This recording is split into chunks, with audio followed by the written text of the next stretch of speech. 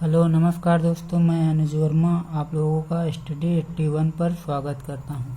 आज हमारा हिंदी का टॉपिक है और हिंदी का पहला टॉपिक है भाषा और व्याकरण।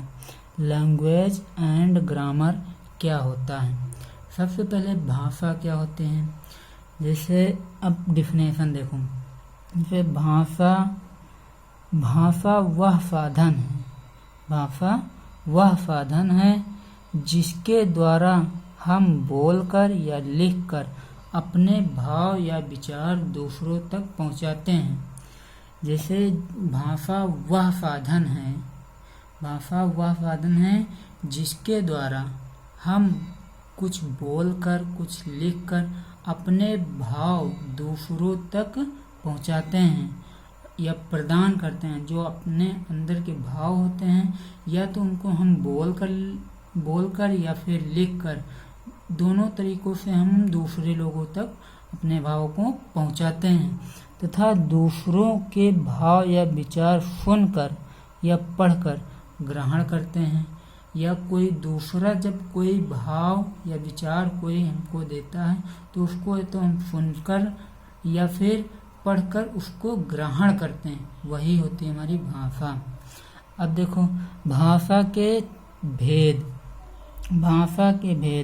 Kinds of language. भाषा के कितने भेद होते हैं, तो भाषा के 3 भेद होते हैं। कौन कौन से? एक होता मौखिक भाषा, जिसको इंग्लिश में कहते हैं ओरल लैंग्वेज। दूसरा होता लिखित भाषा, रिटन लैंग्वेज। तीसरा होता सांकेतिक भाषा, कोड लैंग्वेज। अब मौखिक भाषा क्या होती है?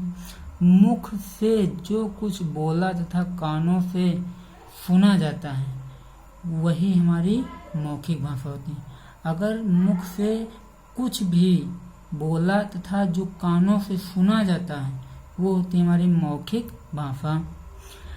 दूसरा क्या है? लिखित भाषा, रिटन लैंग्वेज क्या होती है? जो कुछ लिखा और पढ़ा जाता है, वह लिखित भाषा होती है। जो कुछ अगर किसी कॉपी में जिसे हम लिखते हैं या पढ़ते हैं किसी कॉपी से या किताब से, तो हमारी कौन सी भाषा है? वो लिखित भाषा है, उसको रिटन लैंग्वेज कहते हैं। फिर तीसरा है सांकेतिक भाषा, कोड लैंग्वेज। कोड लैंग्वेज क्या होता है, इसको समझो। इसे मन के भावों तथा विचारों को कभी कभी संकेतों के माध्यम से भी व्यक्त करना पड़ता है। जो मन के भाव होते हैं या विचार होते हैं, उनको हम कभी कभी, परमानेंट नहीं, कभी कभी हम उनको संकेतों के माध्यम से व्यक्त करते हैं, तो वही होती है हमारी सांकेतिक भाषा। जैसे सांकेतिक का अर्थ क्या होता है? संकेत करना। अगर हम किसी अपने मन को या भाव को किसी संकेत कोड के जरिए दूसरों तक पहुंचाते हैं या व्यक्त करते हैं, तो वही होती है हमारी सांकेतिक भाषा।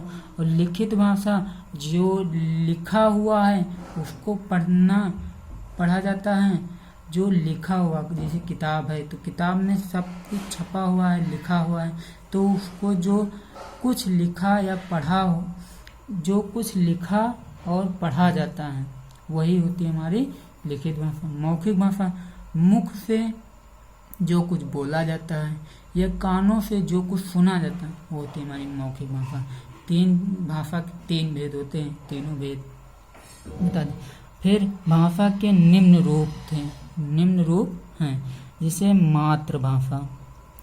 मातृभाषा, जिसे बालक अपने परिवार अथवा माता से जो भाषा सीखता है। जैसे कोई भी बालक, छोटा बालक होता है, तो वह अपने परिवार से अथवा अपनी माता से जो भाषा सीखता है, वही हमारी मातृभाषा कहलाती है। जैसे कोई छोटा बालक अपने परिवार और माता पिता से जो कुछ भी सीखता है, जो कुछ भी भाषा सीखता है, वही हमारी मातृभाषा कहलाती है। जैसे किसी हिंदी भाषी परिवार में जन्म लेने वाला बालक प्रारंभ से ही हिंदी भाषा के परिवेश में रहकर हिंदी भाषा ही सीख सकता है, यही उसकी मातृभाषा होगी। अगर किसी हिंदी भाषी परिवार में कोई बालक जन्म लेता है और वह प्रारंभ से और उस परिवार में सारे लोग हिंदी बोलते हैं और वह बालक भी शुरुआत से प्रारंभ से ही हिंदी भाषा के परिवेश में उन लोगों के साथ रहकर वह भी हिंदी भाषा सीख जाता है, यही उसकी मातृभाषा होती है। फिर दूसरा आता है प्रादेशिक भाषा।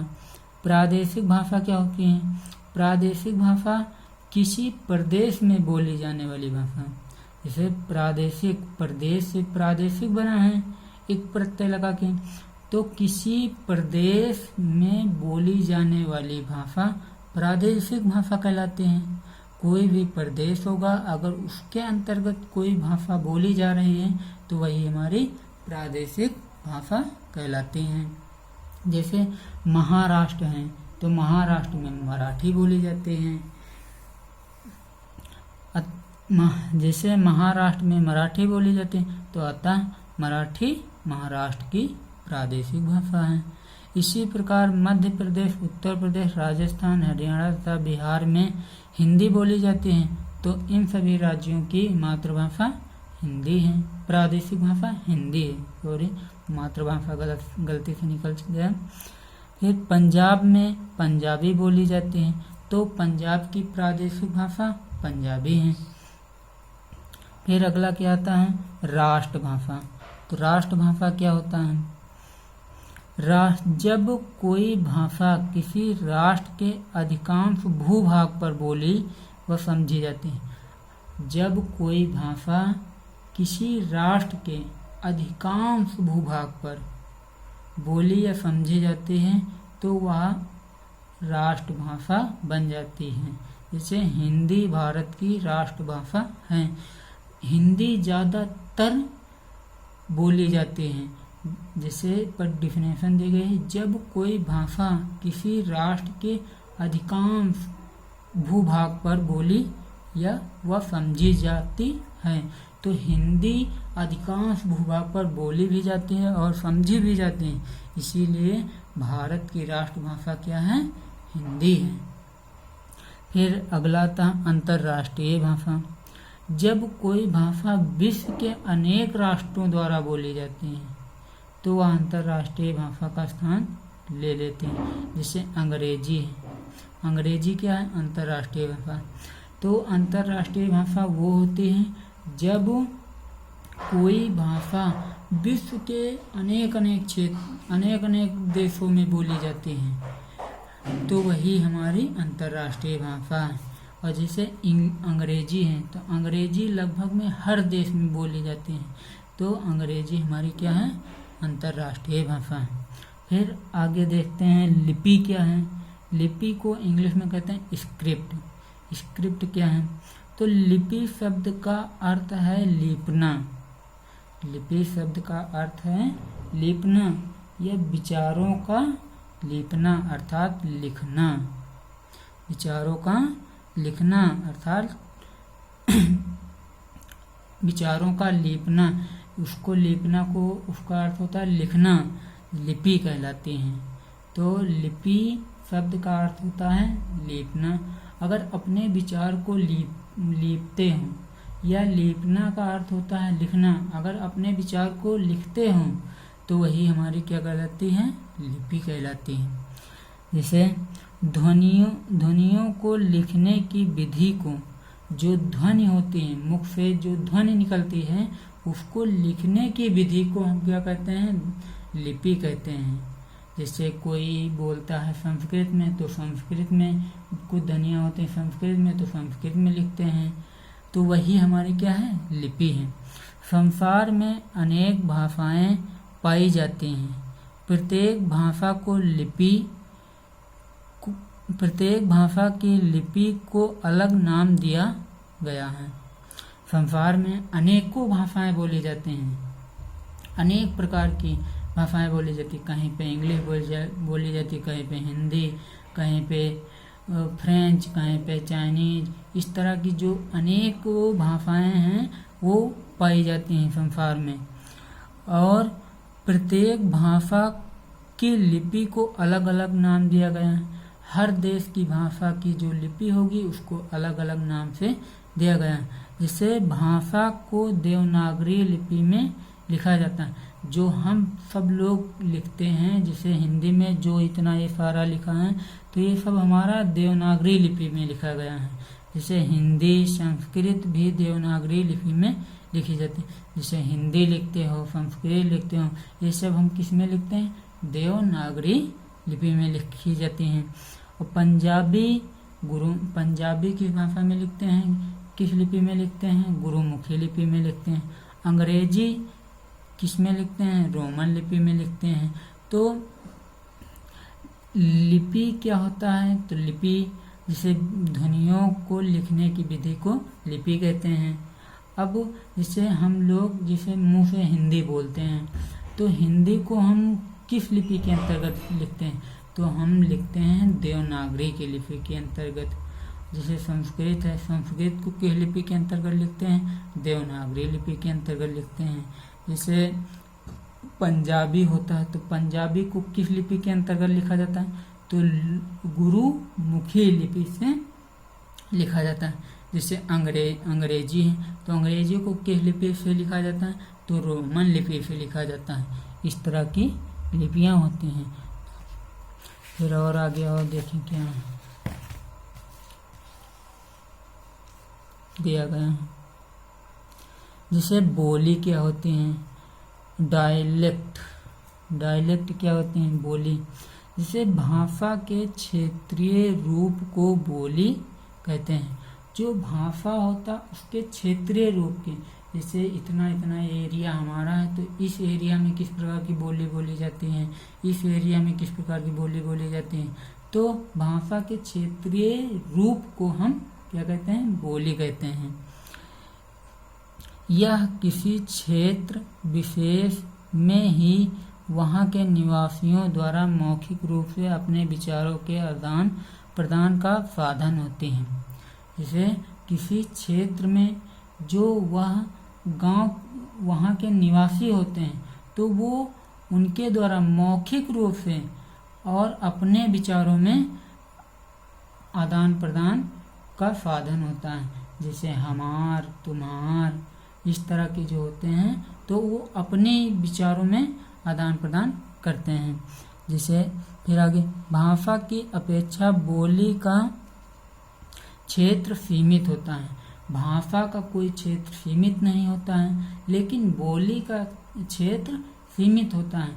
जैसे बाराबंकी है, तो बाराबंकी में अवधी बोली जाती है। लखनऊ है, लखनऊ में अवधी बोली जाती है। फैजाबाद है, फैजाबाद में अवधी। तो इस तरह अपने अपने क्षेत्र में बोली जाने वाली हैं, सीमित होते हैं।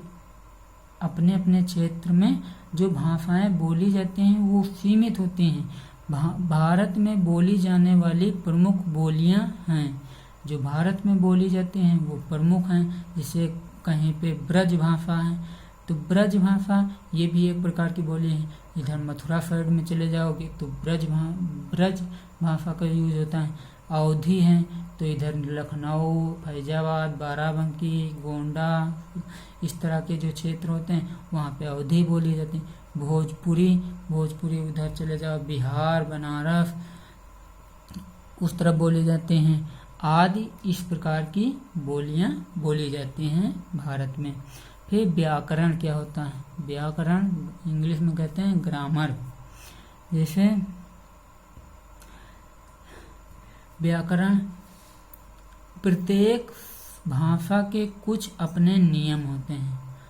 प्रत्येक भाषा के, हर कोई भी एक भाषा हो, हर भाषा के उनके कुछ नियम होते हैं। जैसे इंग्लिश में, अंग्रेजी में पढ़ते हो तो अंग्रेजी के नियम, हिंदी में पढ़ते हो तो हिंदी के कुछ नियम, संस्कृत में पढ़ते हो संस्कृत के नियम।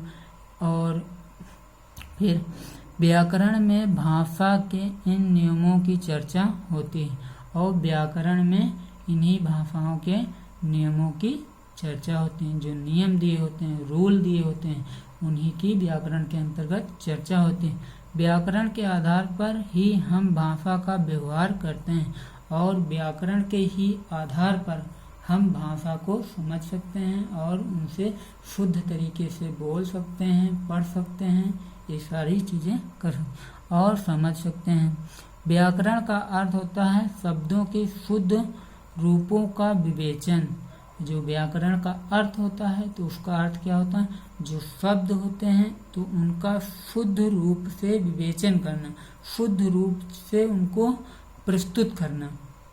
परिभाषा क्या होती है, व्याकरण वह शास्त्र है, व्याकरण वह शास्त्र है जो हमें किसी भाषा की शुद्धता के नियम सिखाता है। व्याकरण वह शास्त्र है जो हमें कोई भी भाषा हो तो उसको हम शुद्ध तरीके से किस प्रकार लिख सकते हैं, तो उसका नियम हमको कौन सिखाता है, व्याकरण सिखाता है। व्याकरण से हम शुद्ध भाषा का शुद्ध बोलना, लिखना और पढ़ना सीखते हैं और व्याकरण से हम किसी भी भाषा को शुद्ध रूप से लिख सकते हैं, शुद्ध रूप से पढ़ सकते हैं, शुद्ध रूप से बोल सकते हैं, ये सब सिखाता है। अगर आप लोगों को वीडियो अच्छा लगा हो तो प्लीज़ इसे लाइक करें, शेयर करें और कमेंट करें।